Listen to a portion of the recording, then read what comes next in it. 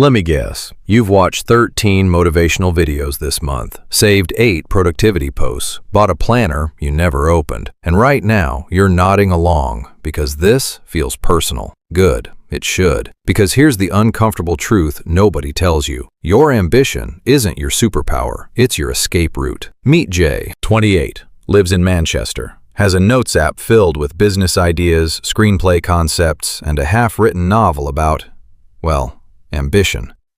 Jay spends 2 hours every night watching success routine vlogs. He knows the morning habits of billionaires. He can tell you about ice baths, time blocking, and the Pomodoro technique, like he's got a PhD in productivity. But Jay hasn't written a page in 6 months. His screenplay? Still Act 1. His business? Still in research phase. His life? Still tomorrow. Jay is Yuki. Same story. Different century. Same trap. Because Jay isn't lazy, not really. He works hard at looking like someone who works hard. He's exhausted from the performance of ambition. But performance isn't progress. And your brain?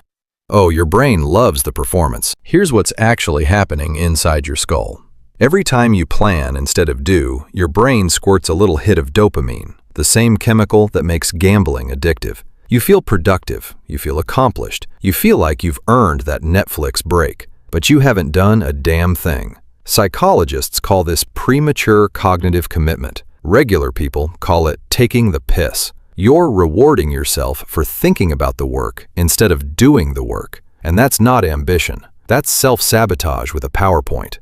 The samurai understood this centuries ago. But they didn't have Instagram reels convincing them that visualizing success was the same as achieving it.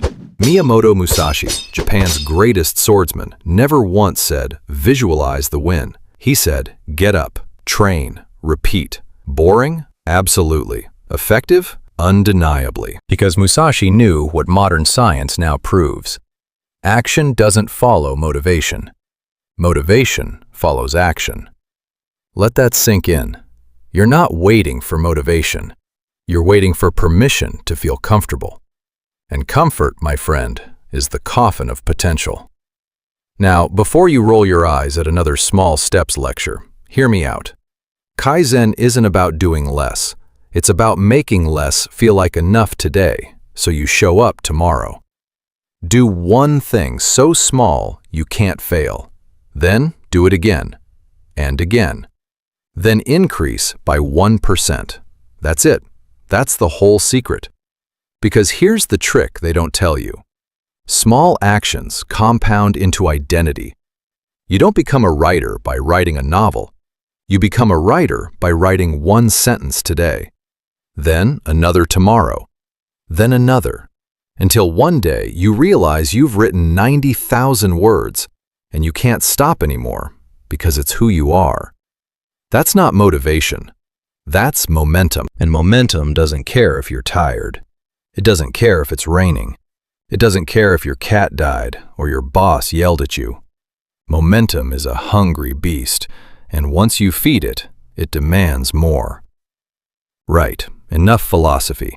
Let's get practical. Here's your 5-step plan. No crystals, no manifestation, no bollocks. Step 1. The 2-minute rule. If a task takes less than 2 minutes, do it now. Reply to that email. Write that opening line. Do that one push-up. 2 minutes. That's it. You're not committing to an hour. You're committing to starting. And starting is 90% of the battle. Step 2. The shit version permission. Give yourself permission to do a terrible job. Write the worst first draft in human history. Film the cringiest video. Build the jankiest prototype. Because here's the secret. You can't polish a blank page. But you can polish a turd. And once you've got something, even something rubbish, you've got something to work with. Step 3. Remove the friction. If your guitar is in the loft, you won't play it. If your gym kit is buried in a drawer, you won't run.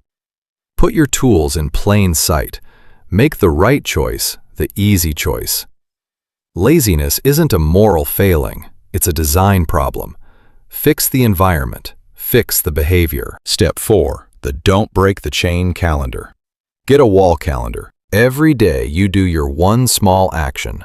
Draw a big red X. After a week, you've got a chain. After a month, you've got a streak. And humans hate breaking streaks. It's petty, it's childish, and it works. Step 5. The 5-second rule. No, not the food one. When you feel resistance, that little voice saying, "I'll do it later," count backwards. 5, 4, 3, 2, 1. Then physically move. Stand up, open the document, pick up the dumbbell. Disrupt the pattern before your brain talks you out of it. You're not fighting laziness, you're fighting inertia, and inertia only wins if you stay still. Here's the part nobody puts in their pretty little motivational videos. Discipline sucks. It's boring. It's lonely. It's waking up at 6 a.m. when everyone else is asleep. It's writing when nobody's reading. It's training when nobody's watching. But here's the flip side. Regret sucks more. The pain of discipline weighs ounces. The pain of regret weighs tons. Yuki regretted his inaction. Jay regrets his. And if you don't move today, right now, you'll be another name on that list. Another what if. Another I could have. The samurai didn't become legendary because they felt like training. They became legendary because they trained when they didn't feel like it. When they were tired. When it was raining. When their muscles ached and their minds screamed stop. And then they did it again tomorrow. So here's your choice. You can be Yuki, dreaming, planning, waiting, and wondering why life feels like a treadmill going nowhere. Or you can be the samurai who shows up. Not because it's easy, but because it matters. Not because you're motivated, but because you made a decision. The sword that waits for perfect conditions never leaves its sheath. So unsheath yours, right now, not tomorrow. Thank you for watching. Now go do the thing.